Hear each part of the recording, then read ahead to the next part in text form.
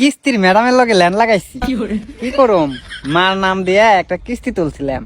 ওখান কাম কইরে কিস্তি দিতে দিতে একবারে ফেপড়া মেপড়া বেড়ে জায়গা কিস্তি আর দিয়ে হারি না, দাঁড় দেনা কইরে মনে করেন বিধি কিস্তা করে হালাইছি।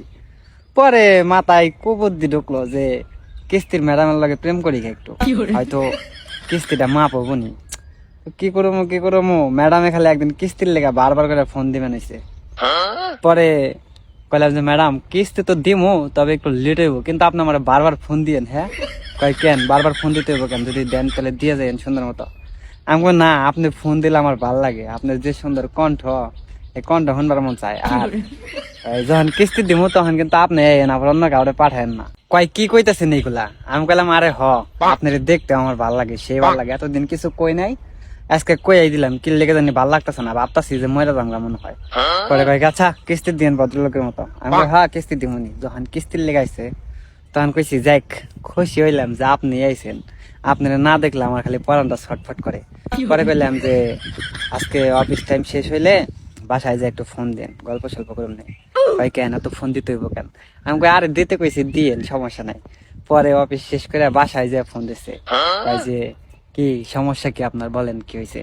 পরে পেলাম যে দেখেন আসলে আপনি কিস্তি টিস্তি নেন তো এই কারণে কিছু কইবার সাহস পাই না, যদি আবার অন্য কোনো কিছু মাইন্ড করেন তো সত্যি কথা এটাই যে আমি আপনারে পছন্দ করি, আপনারে আমার অনেক ভালো লাগে, কিন্তু কিছু কইতে পারি না আপনারে। আপনারে দেখলে আমার মনের মাঝে যে সুখ লাগে ওই সুখ আমি পৃথিবীর কোনো জায়গায় পাই না।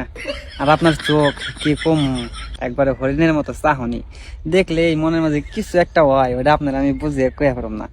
পরে ম্যাডামে কয় ও আচ্ছা তাই নাকি, আপনারা আবার কি মনে করছেন যে ম্যাডামে পড়ে যাবো গা?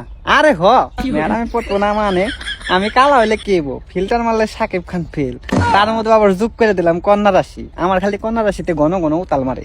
যাই হোক কয়েকদিন কথাবার্তা করার পরে দেখি সে লেভেলের প্রেম হয়ে গেছে, আমাকে এত ঘনিষ্ঠ সম্পর্ক হয়েছে, মাখামাখি সম্পর্ক।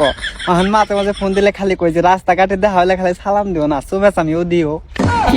দুঃখের কথা কয়ে হয় না, সে হয় না, দুই একটা তো সুমে নিবার মন চায়।